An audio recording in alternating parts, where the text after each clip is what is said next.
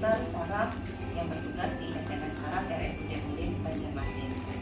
Saat ini saya bertanggung jawab atau memegang dua poli pelayanan, yaitu pelayanan poli ENT atau elektroneuroangiography dan poli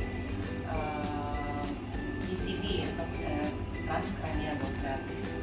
Adapun kegunaan alat ini adalah satu alat yang kita pergunakan untuk pemeriksaan saraf dari saraf tepi sampai saraf pusat, sehingga kita bisa mengetahui adanya kelainan-kelainan yang terjadi akibat keluhan-keluhan pasien yang terjadi di saraf tepi yang berasal dari ujung-ujung kaki atau ujung tangan maupun sampai ke susunan saraf pusat. Dan susunan saraf pusat ini artinya dari sumsum tulang sampai ke otak.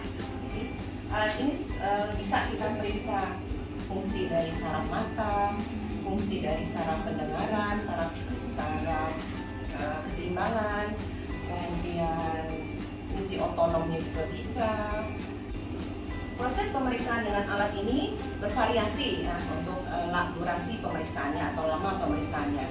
Bisa 10 menit maupun sampai setengah jam, tergantung dari tingkat kesulitan yang akan kita periksa. Ya.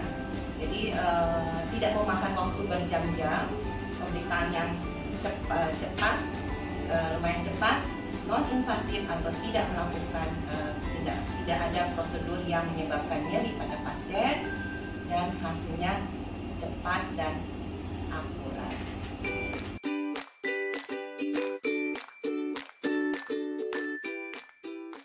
Warahmatullahi wabarakatuh. Kembali lagi bersama saya Dr. Yuli Longgubene, spesialis saraf. Dan ini adalah alat pemeriksaan lagi yang ada di dalam pelayanan poli elektromedik Rumah Sakit UIN Banjarmasin. Alat ini bernama adalah transcranial Doppler. Jadi gunanya alat ini adalah untuk melakukan USG pada pembuluh darah otak. Ya. Selama ini orang awam itu tahunya USG itu cuma USG jantung, USG perut, ataupun USG anggota badan lainnya. Nah, ini adalah khusus untuk USG pembuluh darah jantung. Keistimewaan alat ini adalah kita bisa mengetahui realnya keadaan di pembuluh darah kita. Ya. Realnya keadaan pembuluh darah kita, di mana kita bisa melihat pembuluh darah otak kita itu fungsinya berjalan dengan bagus. Apakah dia ada penyumbatan atau penyempitan ataupun dia normal. Kita bisa mendeteksi adanya penyempitan pembuluh darah besar, kemudian pembuluh darah besar utama yang ada di otak. Ya, sehingga kita bisa mencegah terjadinya stroke, ataupun pada kasus-kasus pasien yang sudah terjadi stroke, kita bisa mencegah terjadinya stroke yang berulang. Kemudian apa lagi, kita bisa memeriksa pasien dengan nyeri kepala, ya. Nyeri kepala, pasien yang sering pingsan, jadi apapun yang bisa menyebabkan pasien itu ada keluhan di kepala. Mungkin pada bertanya, setelah didapatkan adanya indikasi satu penyempitan pembuluh darah, setelah itu tindakannya apa?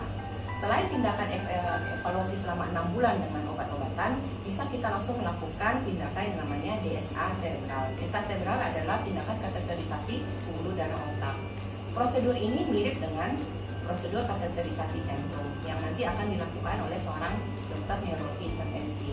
Insya Allah dalam 1 tahun ke depan, Rumah Sakit Umum Daerah UIN Banjarmasin akan memiliki tenaga ahli neurologi intervensi, di mana nantinya pelayanan neurologi atau pelayanan ilmu penyakit saraf yang ada di Rumah Sakit UIN Daerah Banjarmasin itu akan terintegrasi, sehingga tidak perlu lagi kita untuk merujuk ke luar Kalimantan Selatan. Insya Allah. Stroke itu adalah penyakit yang penyumbang kecacatan nomor 1 di dunia. Sehingga bagaimana supaya pasien itu tidak banyak keluhan setelah pasca stroke? Jangan sampai terjadinya stroke. Bagaimana supaya dia tidak terjadinya stroke? Kendalikanlah faktor risiko yang ada. Bagaimana supaya kendalikan faktor risiko yang ada? Ya, kita harus melakukan pola hidup sehat. Di mana kasus stroke itu sendiri ada faktor risiko yang bisa dicegah, ada yang tidak bisa dicegah.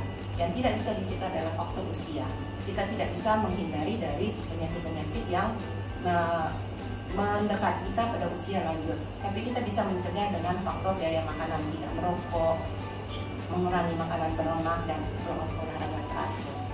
Sehingga diharapkan kasus-kasus saraf yang ada di Kalimantan Selatan dan Kota Banjarmasin pada khususnya bisa lebih menurun dengan cara segera screening. Apabila mempunyai faktor risiko, alat ini bisa men-screening, bisa mendeteksi kelainan awal pada pembuluh darah.